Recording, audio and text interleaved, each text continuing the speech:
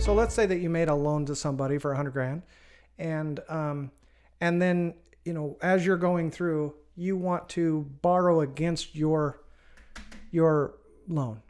Okay, so here you're holding a $100,000 note in your pocket, and you're getting monthly payments, and the buyer is paying just fine. Mm-hmm. Okay, now you have another deal, but your money's out, and you have another deal that you want to fund, but you know they haven't paid you off yet. Most people find themselves in a position where they got to wait.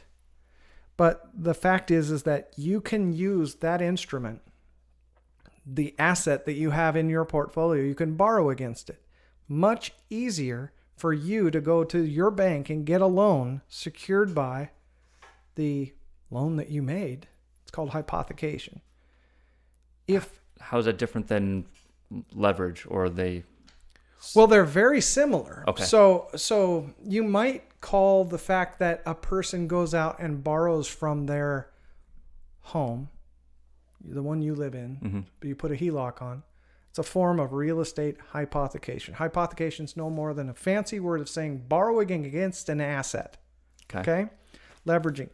But once a person has a note that they own, and you're a lender now, you've loaned this to whoever, and you have a loan, then you might still have a need for capital, and you don't want to be trapped inside just holding this loan waiting for Bob to pay off. Right, because okay? I may be only be able to do that once a year. If I lend out $100,000, right. I got to wait for him to pay me back, and then a year's gone by, do it again. Or leverage that note. Or you can borrow against this note. And there's lots of different ways to borrow against an existing real estate mortgage.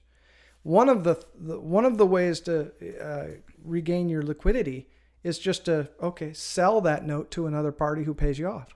Right. Okay. That might be one way to do it. Maybe you charged, Bob 6 points and 12%, and you turn and you sold this note to somebody else at 12% for 3 points. So you end up walking away with money and whatever you've collected. Sure. That might be one. Another way is, we've all played Monopoly, right? Mm-hmm. And where it says Boardwalk on it, and that Boardwalk was worth $400, and when you flip the card over, it says $200. Well, you can do that. You can go to your bank and put together a line of credit with your bank. Maybe it's a company corporate line of credit, and you go to the banker and say, I want to borrow $50,000 at whatever, and I wanted it as a line of credit. And what I'll do is I'll give you this $100,000 note that I currently have that's in first position against a $200,000 property. And they look at that and, wow, that's fantastic. You can borrow individually from individuals. Maybe you know somebody that, I don't know, maybe it's your dad or something. And you go, because when you're talking about these, many people will go, man, how'd you get that loan? Mm-hmm. How do you get that return? And so those are individual hypothecation lenders. They're just people who want to do it, but they're not out in the market looking for it. They're working their job. They got a retirement account that's earning, whatever the return is maybe. And so you go, hey, I can give you an 8% return. I'll give you my existing mortgage for a loan back. So I can't break hypothecation down into here. But the question was, how do you, should you get all this other information? There's a reasonable amount of information that you get about the property, about their plan, about their company or individual, if they're borrowing individual.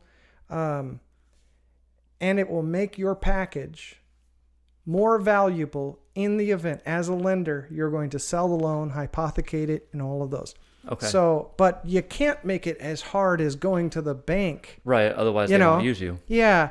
So there is a checklist that I have about a hard money loan package when you put them together. And there's a bar really that I find that if it's not as hard as getting a regular loan, it just has to make sense that their exit plan is reasonable, that they're going to, I'm a contractor, I can fix it. Here's the cost of the fix. This is what those, they have to have a reasonable plan in your mind that it has a chance for success. And you have to keep the LTVs at something that you want to take over if they don't. Mm-hmm. And you have to ensure they are who they say they are. Yes. Okay. Yeah. And escrow will normally verify all of that because they get their LLC documents, and they're the ones that are going to be doing the notaries and things like that. So we can verify that. And it's insured against fraud. If that happens, that's one of the items that you can purchase in insurance policies is any errors and omissions and fraud and any of those things that come up or anything that they've missed on title. So you can insure yourself against that. But I like to be able to document loans that you make or that I make and have a reasonable plan so that it's here's the person, here's the project, all of those, here's the LTV, and here's some supporting documentation against it.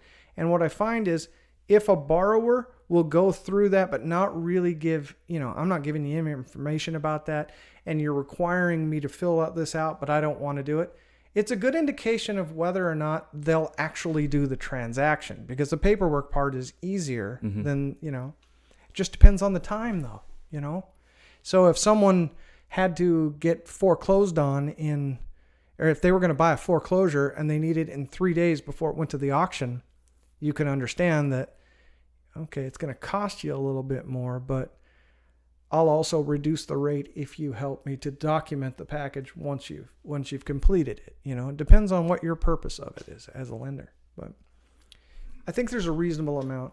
You've seen some of the booklets that the clients, like on our site, if a client wants to borrow money, they'll put together, it allows us to look at this,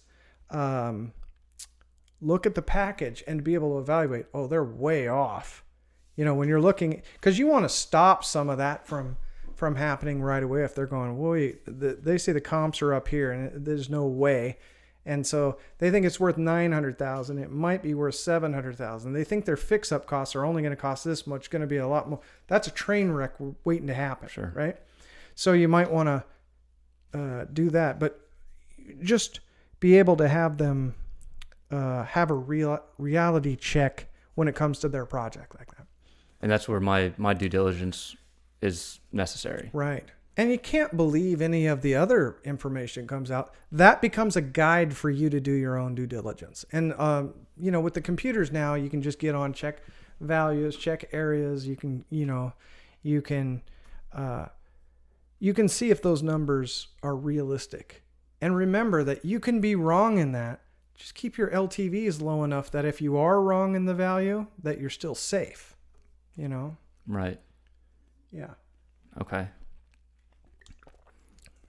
And so to that extent, is there a necessity to have a formal appraisal done? Okay. No. I mean, the fact of the matter is in the last 20 years, I think I can count on one hand how many actual appraisals that were needed.